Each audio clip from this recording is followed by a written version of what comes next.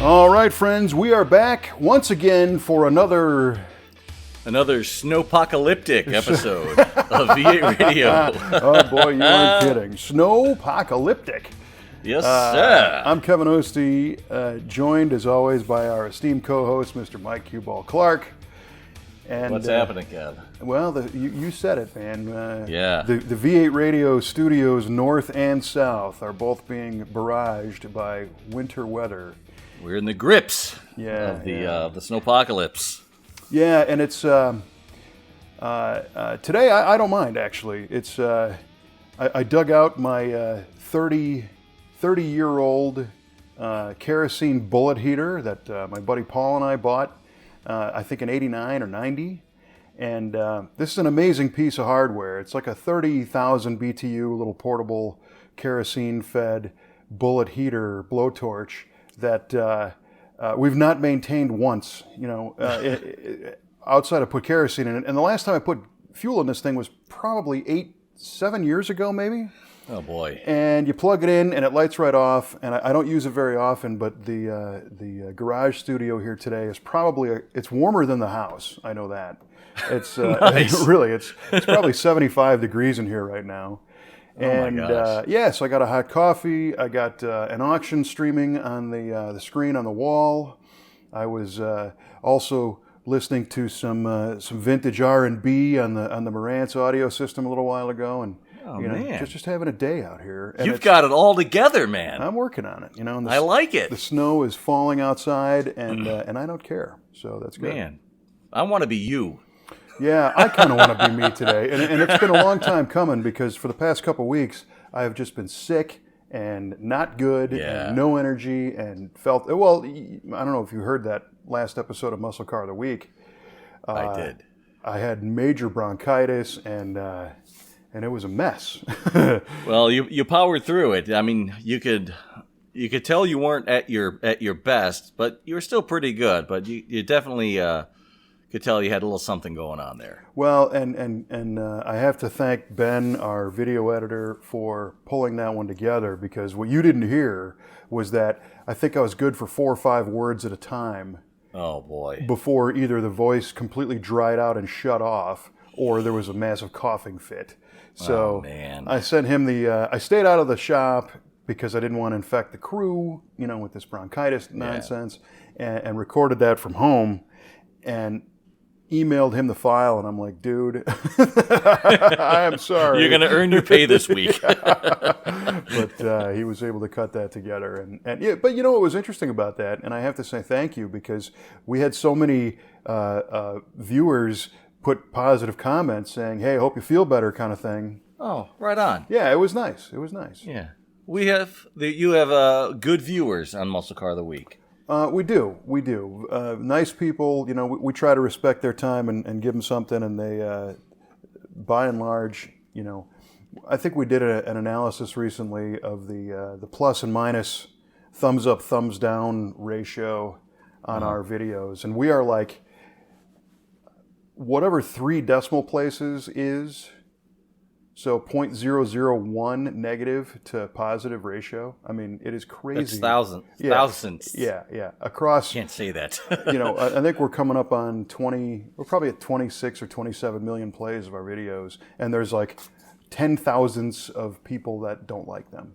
Oh, well. That rate, There's always an anomaly somewhere. Well, which is great, but it blew my mind. I was like, wow. So it was very nice, and thank you. That's great. That tells you you're doing the right thing. So I hope so. I'm just trying to put something out there that my metric is, would I watch this and enjoy it? And if maybe I'm a regular guy like everybody else, so who knows? Hey, how about that?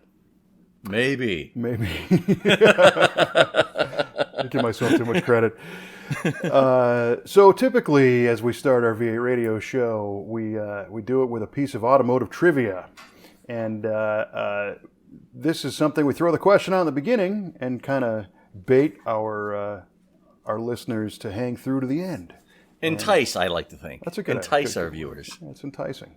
Yes. So, have you prepared any kind of a trivia question for today? Absolutely, yes, sir. I have. And have you prepared a trivia question as well, sir. I have, because I've learned one way to really make people upset as I just gloat about how happy our viewers are. If we fail to do a trivia question, it's on. So no more. All right. Fair enough. All right. I'll kick it off. All right. When this car debuted, Enzo Ferrari is noted to have said that it is the most beautiful car ever made. What was that car? Oh boy, now this is tricky because we're not necessarily saying it's one of his. Maybe, maybe not. Yeah, I think you didn't think of that though, so I'm going to think that it is a Ferrari. Is my guess. Well, I'm going to say it's the 1957 Ferrari Barchetta, or Testarossa, which I guess technically was a Barchetta. So I'm going to say 57 Ferrari Testarossa. It was kind of a strange looking car. But if I remember correctly, I think he really liked it. Okay. And it was interesting because it had kind of a high wheel arch with open cutouts on the side. And it was a race car. And I don't know a whole lot about Ferraris, but I'm going to say that's my guess. I'm going to stick to it. All right. 57 Ferrari Testarossa. Short, sweet, to the point. I like it. Yeah, there you go. All right. Our listeners like it too. Yeah, I'm sure they do. I'm considering them because sometimes this gets a little crazy. All right, I will reciprocate. Yes, sir. The 1974 American classic film Gone in 60 Seconds, the Toby Halicki masterpiece, wrecked a bunch of cars in the car chase. How many cars did they wreck? Oh, good God. Kevin Oeste. All right. Yeah. Well, I admit I got movies on the brain because we're planning our 2019 5th anniversary drive-in cruise event already. Right. And we are. We've thrown the bidding out. I am hell-bent to make it to that. Good. Hear that, people? You can come to the event and meet the queue in person. How about that? I hope that doesn't cause ticket sales to slump. Yeah, no. Well, so typically what we do is let the participants choose the film. So early on in the year, before we actually start selling tickets, we throw that option out there and let people make suggestions. And Gone in 60 Seconds was one of them. And I thought, hey, that'd be an interesting trivia question. Mm-hmm. Yes, indeed. All right, Gone in 60 Seconds. How many vehicles did they crash? Since I have not the foggiest idea, I'm going to just throw a wag out there and say 105 vehicles. Wow. 105. That's a lot of cars. Yeah. But they wrecked a lot of cars. Mm-hmm. So I have noted that 105. It's going to be like 3. No, it's definitely not 3. That's a fun film. It's a 40-minute car chase, and like the rest, it's a little bit slow getting up to it, but when it's on, it's on. So right. Yeah. All right. Well, right on. Well, speaking of movies, like I said, I kind of got this stuff on the brain a little bit. I had an interesting thought about movie cars. All right. And I figured I'd throw that out there. So do you have a favorite movie car? And I do have a favorite movie car. And why? All right. Well, when you first brought this up, of course, the first car that came to mind was the 70 GTO in two-lane blacktop with the 455 Mark IV Ram Air. Yeah, go for it. Go figure. Yeah. But that's not my favorite. Ah. The next car that came into mind was the 56 Fury it was supposed to be, Christine? 7, I think. 57 Fury. But that's a close, I'm going to call that my number 2 favorite car of all time. Favorite movie car of all time. That was a great movie. And, just a cool car all around. Oh, yeah. But my favorite movie car of all time is the yellow 57 Chevy Project X from the movie Hollywood Nights. Nice. And the reason for that is I'd never seen or heard of a car. When I was a little kid, I saw this movie. It's probably 11, 12 years old. And I never seen a car with a Roots-type blower sticking through the hood, especially running. And I thought that sounded so cool. especially when they were on the street drag racing. Oh, yeah. And just hauling ass. I thought, man, that's my car. And then reading about it in the pages of Popular Hot Rodding and later in Hot Rod, that car's just got it all. And such a storied history to it. So Totally. By far, that's my favorite movie car of all time. That is a great one, and one of the few movie cars that's a real car. Right, exactly. Yeah. Exactly. A lot of them are just kind of cobbled together to look cool, Yeah. and they don't really perform. The movie is kind of the car kind of did the movie a favor, and not the movie created the car. The car is like, look, I'm a car here. I'm bad. Yeah. You want me to move? I'll do your movie. But listen, I have probably 100 engine changes to go through in my project car life cycle at Popular Hot Rodding, and yeah, that thing's still around, and it continues to evolve. That's a great one. Wow, cool. Yeah. Yeah, for sure.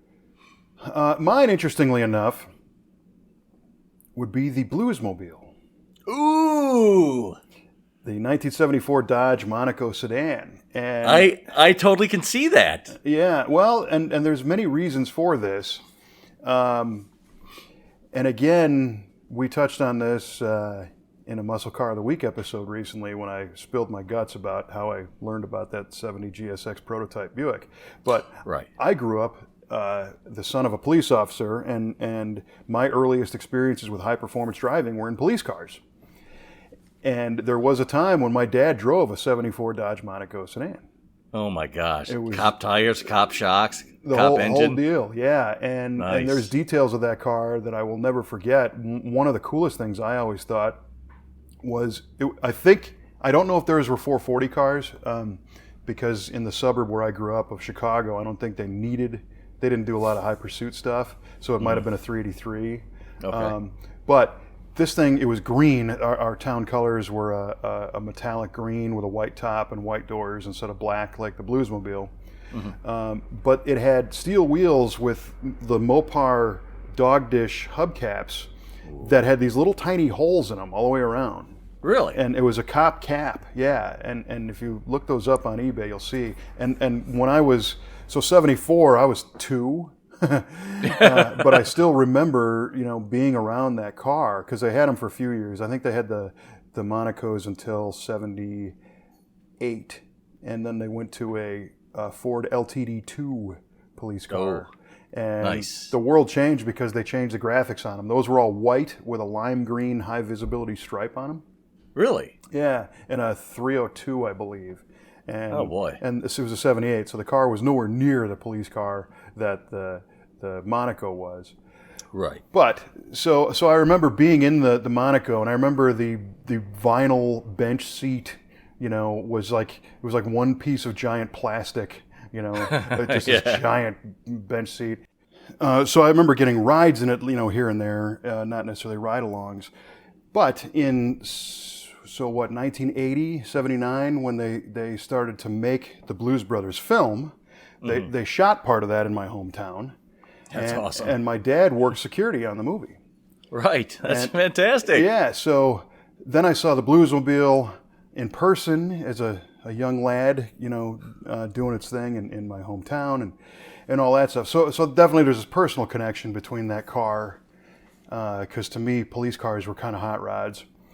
But then the other thing that I think is interesting about that car is the act of subterfuge that John Landis, the director, employs with that car is pretty subtle, and I don't know if people really get it on a primarily conscious level. But it's a cop car doing bad things. Right? Yeah, that's true. But for good reasons. For good reasons, yeah, totally. Yeah. So it's got this air of authority about it because it's a police car, right? But then it's kind of up to no good. But like you said, through good reason. So I always thought that was kind of fascinating that it lives this blurry, like a double life almost. Yeah, right. It's kind of undercover, but it's definitely not. No, no. And then what I like about the car is that it was a character and not an accessory. It was, to use the term vehicle, the vehicle that made most of that Blues Brothers movie possible. The things they did, they couldn't have done without that car. Totally. Yeah, and I mean it's just as much of a character as the walking, talking people in the film. So it's legit, you know. I agree. And that all goes to Dan Aykroyd's script. You know, I guess the original Blues Brothers script was like 600 pages. Holy cow! I don't know if you've ever heard that story, but I did not. Aykroyd wrote out a huge treatment about how the car got its magic powers and is that right? And why they chose the police car and the whole deal. This was cut from the movie. But when Dan Aykroyd, Elwood Blues character, would park his Bluesmobile at the transient hotel, where he lived, right next to the L tracks. Right next to the L tracks, there's a deleted scene that you'll find in one of the anniversary DVD editions of the movie. But the scene was that he used to sneak the car into the power substation of the L tracks, and the L, the L, of course, is an electric railroad in Chicago, and he would back this thing into this power station. It was all red inside, and it was basically a one-car garage. But the electric radiation that came off of the substation empowered this vehicle to be able to be unstoppable, basically. Okay, all right, yeah, it's cool. But none of that. So when Aykroyd presents the script to John Landis, the director, and Landis is like, "Look, nobody cares. Let's just, you're going to do what you're going to do." Right. Landis is famous for coining the giant bug term, where he's like, in a movie, if the movie's about a giant bug, you go, boom, here's a giant bug. You don't need to articulate how the thing got there. How the bug came about. Right. Okay, fair enough. Yeah. So obviously, I'm a fan of that film, but that's kind of where that car falls in, and that's why when I was thinking about movies, the Blues Brothers would probably be a pretty good film for our drive-in cruise, for the action level and all the rest. I would agree. It's not a car film, but it is, and who knows? Right, I understand. But they sure wrecked a lot of cars in that film too. They did, yeah. Unfortunately, and when we fast forward to about the same time frame when our friend Paul and I were sharing this heater, there was a '74 Dodge Monaco Illinois State Police car for sale in our neighborhood. Really? Yes, and it was white, tan guts, 440 car. Nice. $400, and my dad said no. No sale. No sale. I could have had one. Oh, man. Come on, Dad. I know. And now those cars are super hard to find. Yep. Oh, yeah. Yeah. I'm sure, the vast majority, are been recycled into other things by now. Oh, yeah. Just rusted away and they're back to the earth. That's it, And I understand where he's coming from. You don't want a high school kid driving around in a fake police car. He was probably trying to consider my social and dating life at that time. Look, you're not going to meet any chicks with that. And I don't want you meeting the kind of girls that would go for a car like that. That's right. Yeah. Plus, there's opportunity for shenanigans. Right. Impersonating, whatever. Oh yeah. Actually, funny side note. When I was in high school in Texas, one of our kids happened to have like a police siren, like one of those portable sirens you could stick on your hood. I don't know how he got it, but he would pull people over and yell at them. Oh, yeah. High school kid. Yeah, it's a common thing. I'm like, I don't know how this kid didn't get shot or something. Well, or if you pull over a real cop. Yeah, there's a lot of people who've tapped into that instant authority concept of putting a light on the car or driving around something that looks like a police car and screwing with the general public. Yeah, that's just dangerous. Especially today, yeah. Yeah. But and I don't know if there's an official organization or whatnot, but in Southern California, there are guys who ride around on decommissioned police bikes. Oh yeah? And they dress up. So they have a gold helmet. They've got the black bomber leather jacket. They've got a star on the tank, and they got antennas, and they got the white bags and the whole thing. And it's like a chip, like a CHP bike. Yeah. It's Ponch and John riding around. Yeah. But they're not real cops. And they, I've heard stories where they've actually, pulled people over and engaged with them. But then I've also heard that some of these people just do it to help maintain some kind of order because nobody speeds around them. Right, nobody speeds around a cop. Yeah, and I'll tell you, when I lived out there, there was nothing more aggravating than being in a pocket of slow-moving traffic, only to find out it's because of one of these yahoos. Oh man, that would be frustrating. It was. I mean, I'm sure LA traffic is bad enough already without that kind of stuff. The thing that I found interesting about LA traffic was that as long as it was a very tight grid, but for the most part, people would stay moving. So it was kind of a fast-moving grid.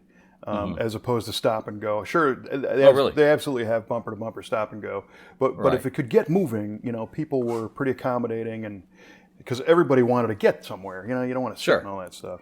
Oh yeah. But anyway, that was. So there's a nice little tangent for you off the favorite movie car thing, but right on. Yeah, that burned up a lot of time. Yeah, right. Check. But the other interesting topic that we wanted to touch on was it's auction season in full swing. It is, man. I got through watching a bunch of Mecum Kissimmee, and that's normally their largest auction, right? Is Kissimmee. Yeah. Is that normally 10 days? Yeah, I think it reached the 10-day mark a couple years ago, I think. It's like 3,300 cars or something. Oh my gosh, I didn't realize that. And I'm looking at the schedule on the Mecum info site, and I'm like, holy cow, that's 10 days. Yeah. I mean, I was used to it being like Thursday through Sunday.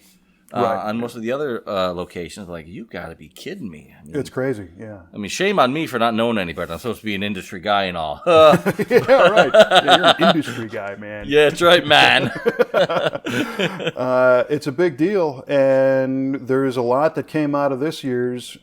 We saw some high water marks on a lot of cars. Oh, yeah. Yeah, and, a lot of people use that as a barometer of the strength of the economy and the sport and the hobby. And if you use that, I will tell you, everything is roses right now.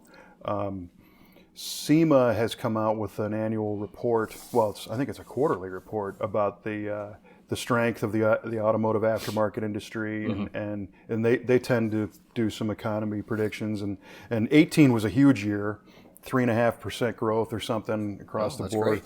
They're expecting 19 to still be strong, maybe not quite as hot, 2.9 or 2.8, something like that.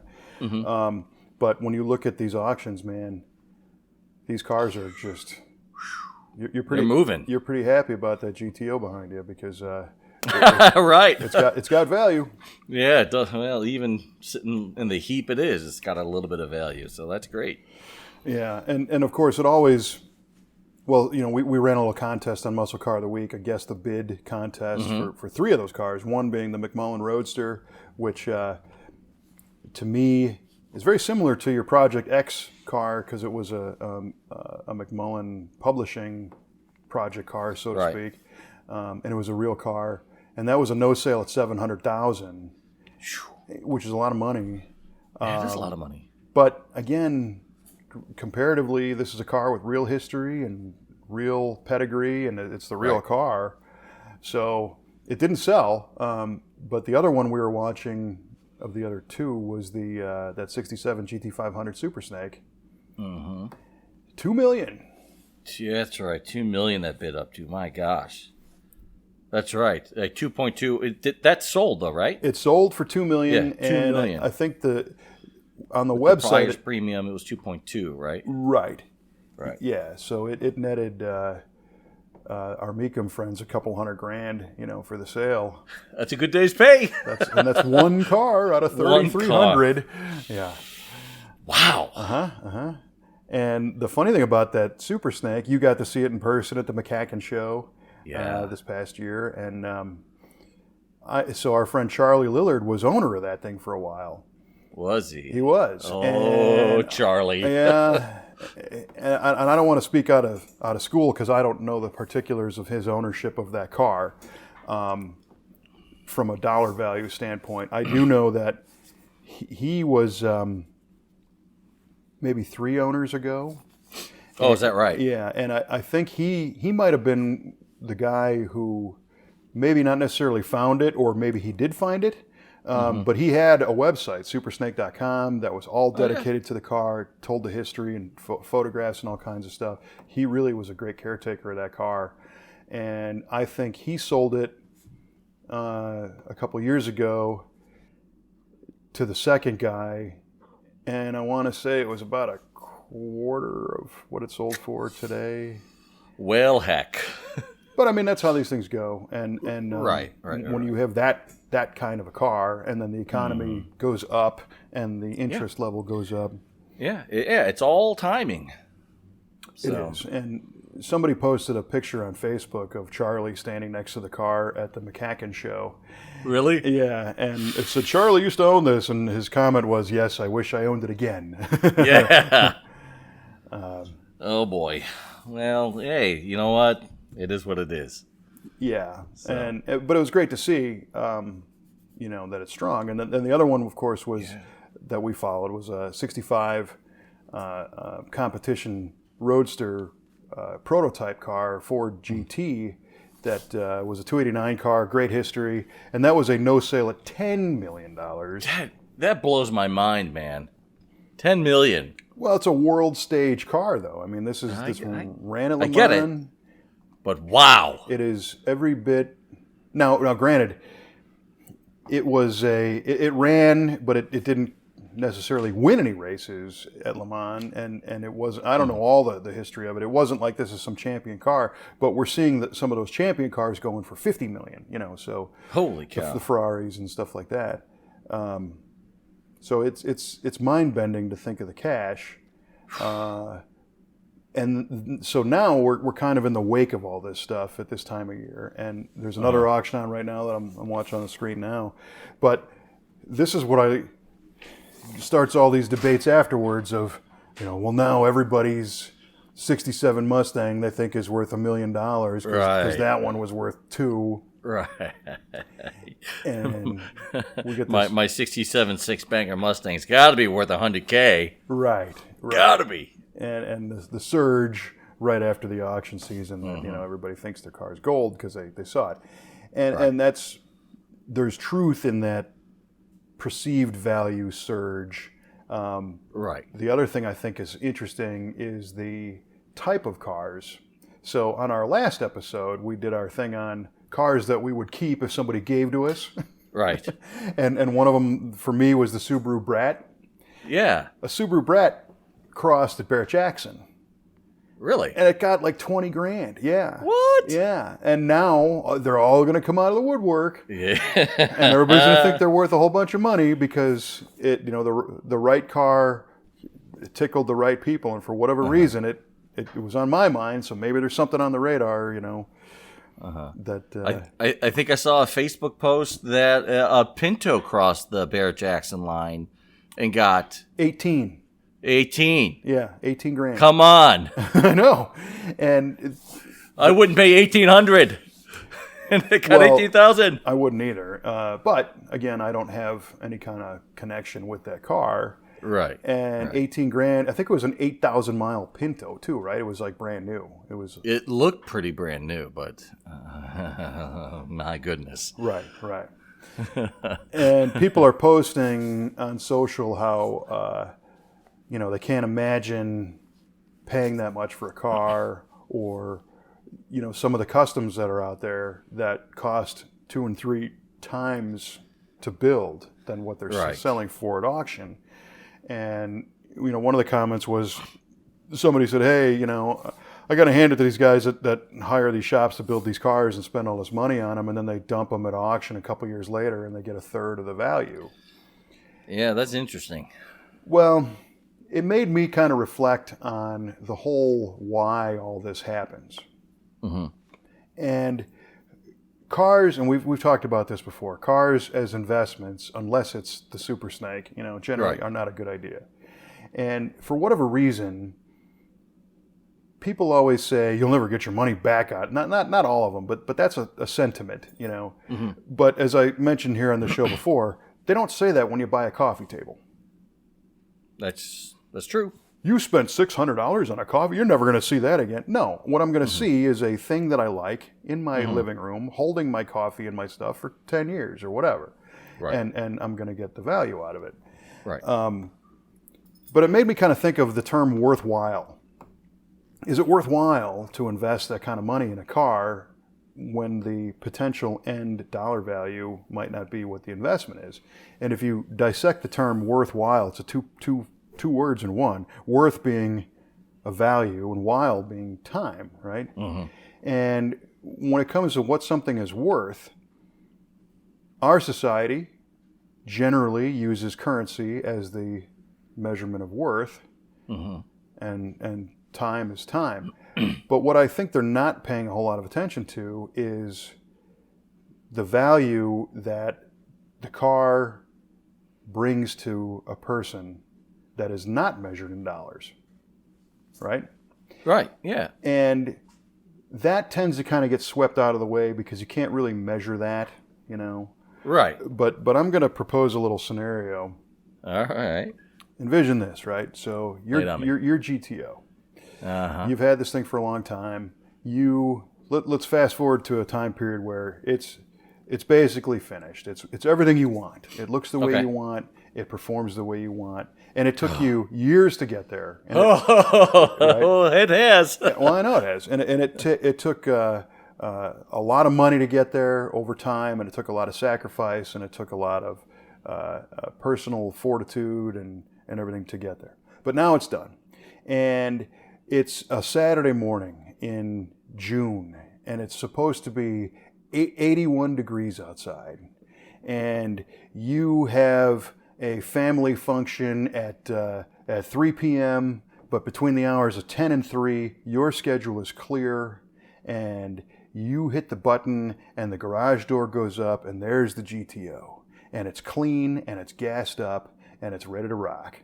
And, you paint a hell of a nice picture. Well, but just stay with me. So you got your keys in your hand, and you open the door, and you grab the handle, and you got that feeling of the handle, and the door makes the same creaky noise it always makes when you get in, and you sit in the seat, and it fits your ass like a well-worn pair of shoes, and you grab the wheel, and you slide the key in, you pump the gas, and it lights off, that same smell, that same sound, and you let it warm up. You're watching your gauges, you flip your favorite tunes on, and you back out of the driveway, and as you're going down the road, you come to a stoplight, and here's a family. They're pointing at you from across the other side of the highway, and their thumbs up, and you're kind of evaluating the car because you don't get to drive it every day, but this is your time, so right. It feels good. You're thinking, is there a stumble there? Do I have to adjust the choke? What's going on with that? And then it's warming up and feeling better. And you take kind of a blast down a country road, and you go put gas in it. And there's a guy who wants to know all about it. And you enjoy telling that story because you don't have to be anywhere right now. And you're sharing those experiences of the GTO and your dad and all the work you did. And pretty soon you're going to meet up with some buddies at your favorite lunch spot. You're going to go to Portillo's and get a beef sandwich, and you're going to meet another buddy who's got another Pontiac, and the two of you park in the corner of the lot, and you walk across, and you both look back at the car, and you say that's my deal, and you go enjoy your lunch and tell stories, and you finish up and get back in the car and fire it off again, and you're barreling through the back roads to try and take the long way home, and as you're driving, you got your obligation coming up with your family, which is cool, but you really don't want this drive to end. Mm-hmm. And you finally pull up and you hit the door button, and the door goes up, and you park the car, and you get out, and you look at it, and you go, man, that was nice. Yeah. That was fulfilling. And when you go to your family event later on, you're in a better mood. The family likes you more. You're a better guy. Your whole week is better because you had that satisfaction of that experience, right? It paid off in an investment in who you are, in your soul, in your feelings, and your attitude, and your outlook. Now, What if on 9 o'clock in the morning, rather than you go out to drive the GTO, I say, I'll tell you what, instead, I'm going to put $100 on your kitchen counter for you to stay home. Right? Yeah. Come on, Kev. I know. It would kill you. And that's what people need to understand is the experience is, it does not compare to a dollar value. You know, it takes the money to obtain that experience. And if you ever listen to people who talk about, you know, ways to live an enriched, fulfilled life, they all say spend money on experiences and not things. Mm-hmm. Now, we're in an interesting boat because the car's a thing. Right. And you spend money on it. But even to talk about a particular part of that car or a restoration or whatever, say you're going to put a distributor in that thing, right? Mm-hmm. So what do? Well, you learn what you got. You research the market. You spend time learning about, you know, am I going to do a stock? Am I going to do an HEI? Am I going to do an MSD? What kind of, you know, distributor? And then you land on a pro billet, and then you go through the process of price shopping and comparing and then ordering, and then you get it, and then you get it out of the box, and you're fiddling with it, and you're feeling it and learning about it, and then you do the install about putting this thing in the car and then setting the timing and all that. So was that a $400 distributor? Yeah. But there's experiences that went along with just that simple thing that bring you gratification, that brought you satisfaction. When the car starts and runs, it's like, yeah, right? And you can't just go, you know, somebody can't hand you $400 and give you that same benefit for your whole existence. Right. Every word you said is spot on. Right on.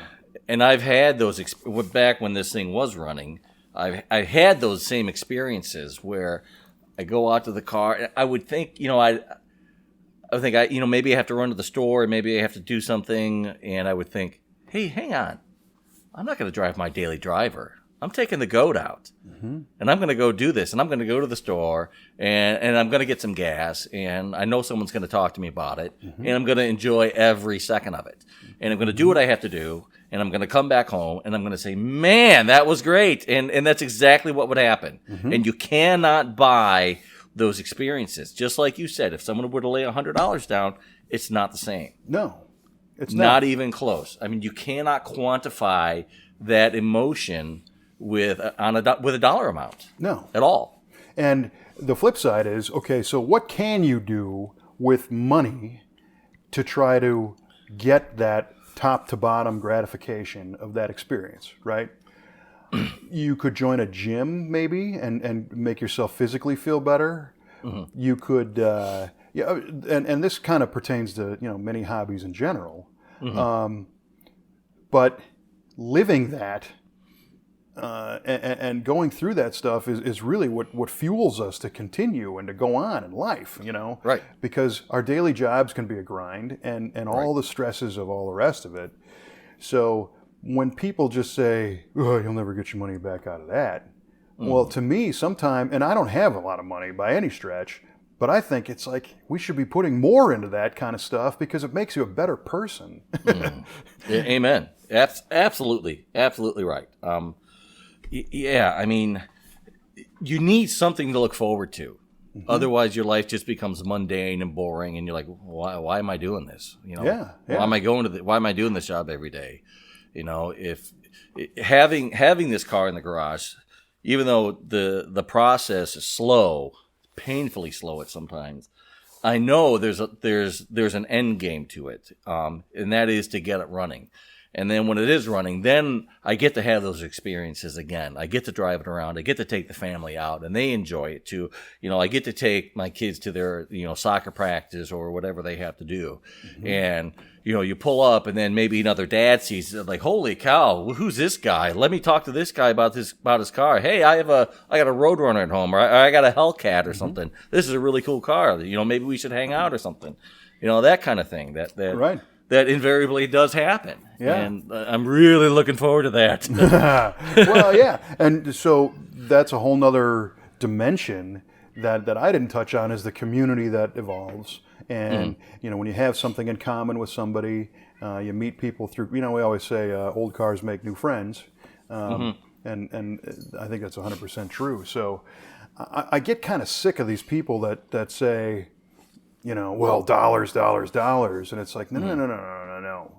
And Right. a lot of times, don't get me wrong, if somebody spends $500,000 to build a custom car and it sells for, 125, there's two things at play. Did that person get the difference in life experiences with that car that we just talked about? I don't know. Maybe they did. But if they're at that level to where they're okay putting out $500,000 for a car, chances are they have those resources, and it's not like anybody held a gun to their head saying you need to do this. They chose to do that for their own reasons, and if they chose to do that as purely as an investment, well, then they have to Maybe deal. it wasn't the best move. Right, they have to deal with that consequence. Right. But when it comes to regular guys, like us, I think it can't be stressed enough that, from an accounting standpoint, are you going to spend more on this car over the time you own it to restore it and everything else? Probably, but don't discount the value that it brings your life and your family, and then eventually your workplace. Monday morning, if you got to drive the GTO over the weekend, you're in a much better mood, and the people that you deal with are going to benefit from that. Right. Yeah, that's definitely going to come out for sure. Yeah. So plus the other side of the coin of where do those dollars go when you build a car or whatever. There's economies that just domino out in every direction. Of, to use that distributor's example, well, that was a team of people that are employed to build that, and the transport companies to get it to you, and the retailers and all the rest. So there's a huge economy around the automotive thing. I think SEMA calls it the aftermarket side alone is a $43 billion industry. Wow, that's huge. Yeah. And this all kind of whips up into that. So it's pretty mind-bending to kind of dissect all that. And to those who maybe aren't getting that kind of value out of it, maybe they're people that don't have any resources and they are jealous, inside. Maybe they're like, well, I can't spend $92,000 for a '70 Chevelle LS6, so that guy shouldn't either. It's crazy. Right. But if whoever bought it has it, and they, you get the value out of it, understand, and it doesn't have to be an expensive car, It could be one of the cheap ones we mentioned on our last episode. Because I bet if you drove a Subaru Brat around, people will be asking you about it at the gas station. Maybe. It's a little oddball, that's for sure. So that's awesome. I think, this year I'm trying to make more of a mission out of creating that type of day, getting things aligned to where the car's together. And we've talked about this before too, plan your weekend project starting on Monday before, and protecting that time and making sure the family obligations are taken care of so that you can enjoy that time. And I also believe that, to use our little Mike goes to Portillo's and the GTO example story, because that doesn't happen very often, I think we tend to try to hyperpack that full of good experience. Right. And just over-enjoy everything. I like that, over-enjoy. Yeah, that's perfect. Yeah, that's our next episode. It's going to be an over-enjoyable. Oh, an over-enjoying episode of V8 Radio. Yeah, right.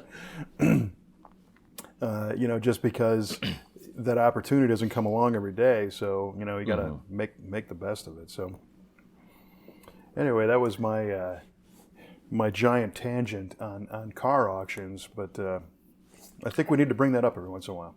Yeah, that's a great idea. I mean, on part of that, if somebody, when somebody says you'll never get your money back out of it, if we don't know the story necessarily of the guy who's selling the car. Maybe he's had it for 20 years, and he got his perceived value out of it, so he can afford to let it go for whatever he lets it go for. Consequently, the guy who, like you said, spends $500,000 to restore a car and gets $125 out of it, he's not going to get his money out of it. And if he bought it for that reason to sell it, a bit of a bad decision on his part. Mm-hmm. I think a part of it is knowing where the market is right now and the type of car it is. I mean, we looked at our buddy Jeff Schwartz car that he had across the Mecum auction line that probably didn't get as much as he wanted for it, and ended up not selling. Didn't meet the reserve. But if that were a different car with all the same accoutrement as it were, it would probably go for a heck of a lot more money if it was a more hotter car that people want this year. And that was a cool car. That was a really cool car. Bonus points for using the Winnebago Man accoutrement. Accoutrement. You familiar with Winnebago Man? Not off the top of my head. Winnebago Man, you got to look this up on YouTube. Slight diversion. YouTube. Okay. The guy named Jack Rebney was doing some promotional video for Winnebago in the 80s, and there's an outtake reel of his outtakes.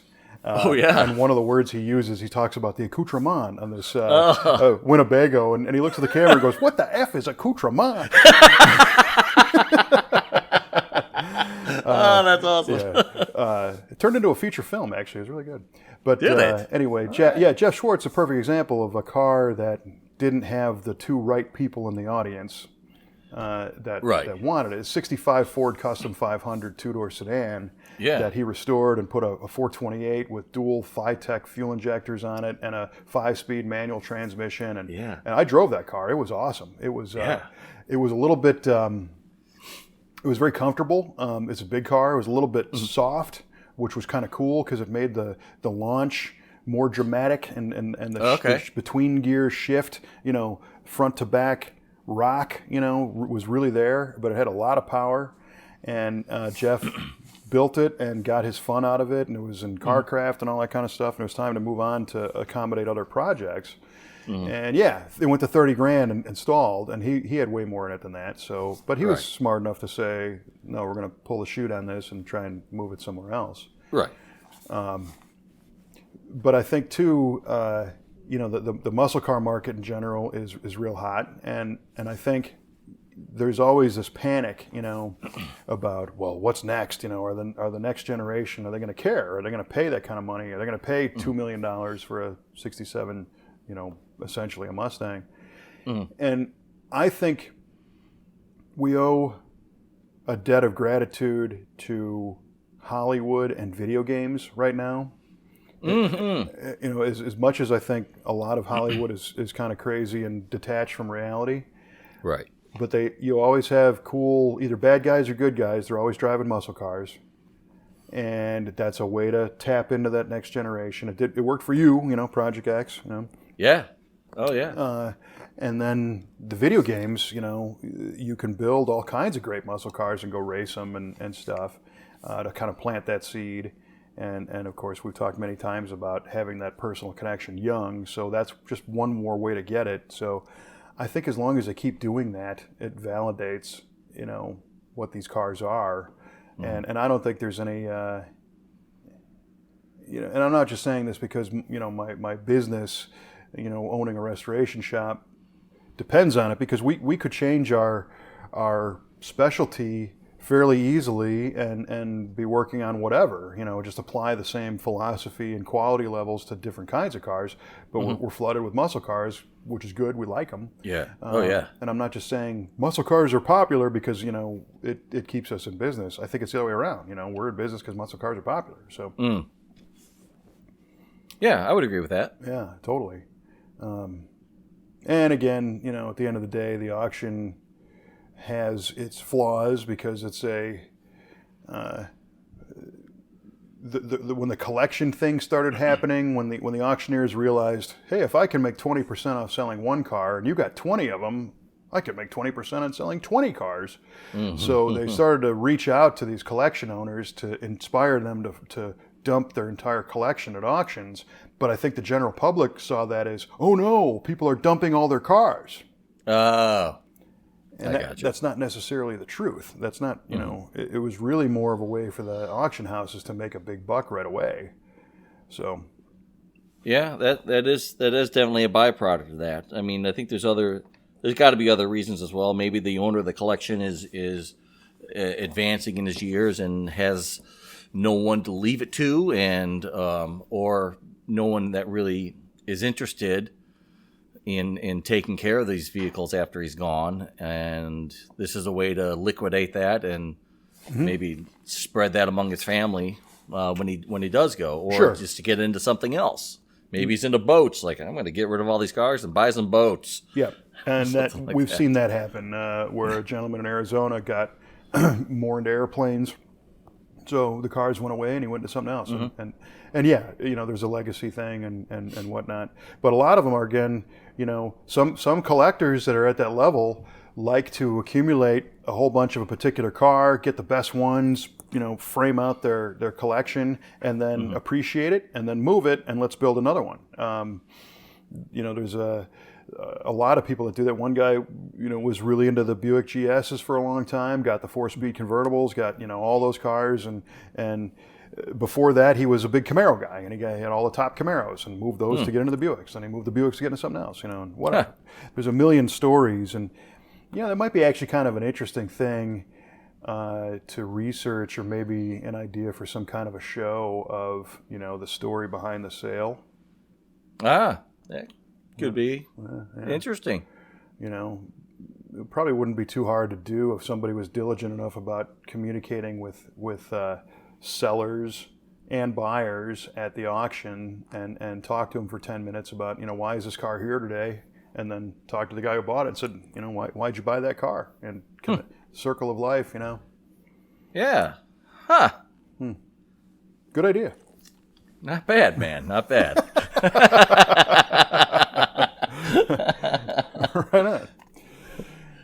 Alrighty then. Well, I think you know, we're not going to solve all these things, but again, at the end of the day, it's really all about enjoying this stuff, and if you don't enjoy it, don't do it, you know. And if there's a way to, anyway, you know, don't get me wrong, I get frustrated working on the car, and it throws you a wrench and the part's not available, or something broke or whatever. And you have to remind yourself sometimes that, no, that's part of the experience too, pal, you know. That's true. Yeah. There's going to be some skin knuckles here. Yeah. Now and again. But this time of year, when I'm not out driving, you know, a cool old car because of the weather or whatnot, it's fun to plan ahead and look at events and you know, try and set some goals for things that, you know, you want to do to get that gratification as often as you can. And that's what I recommend to everybody.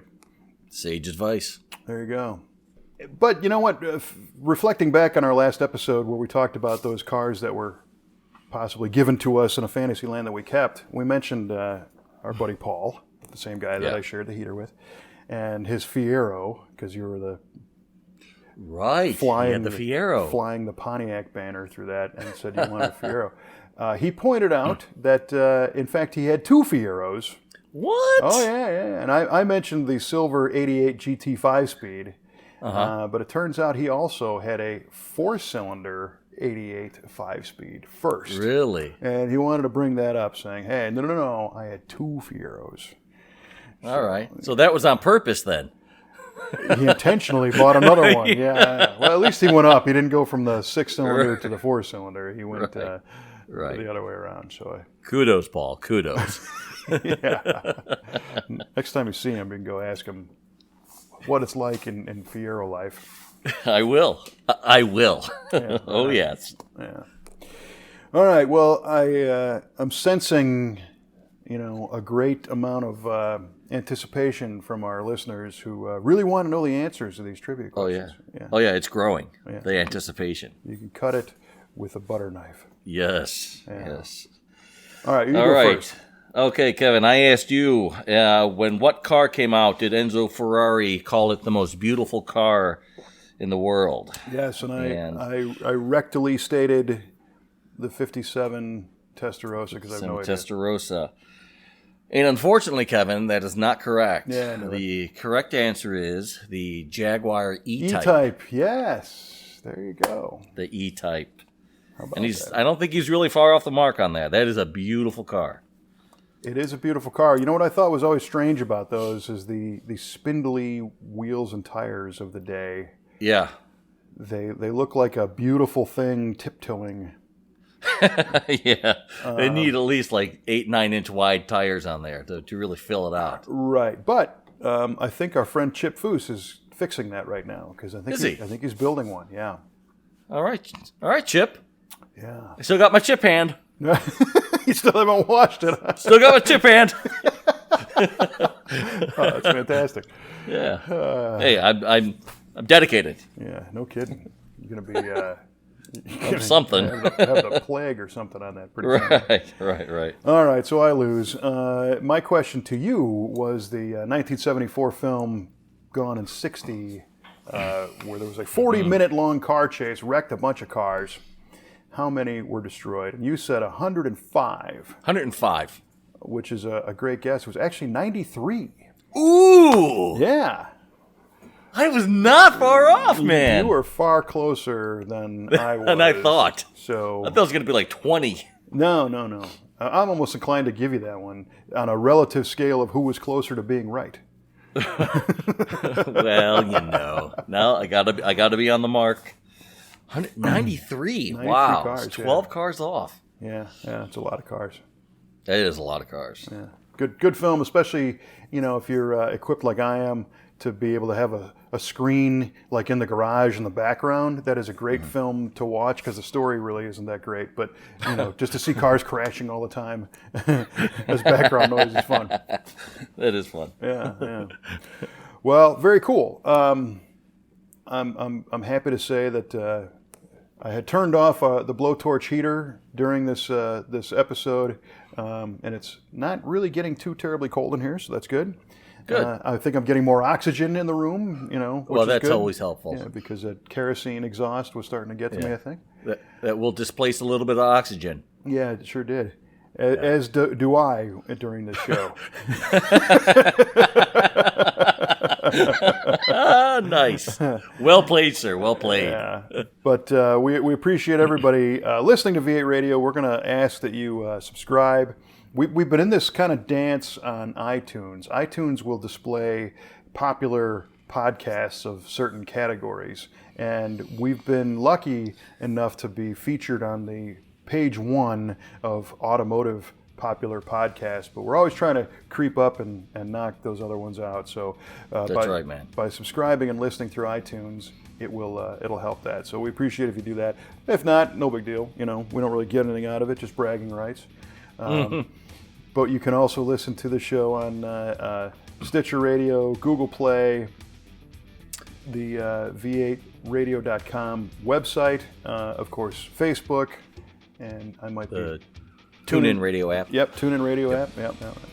So we appreciate all that, and I think that's pretty much all I got for this one, man. That's all I got, man.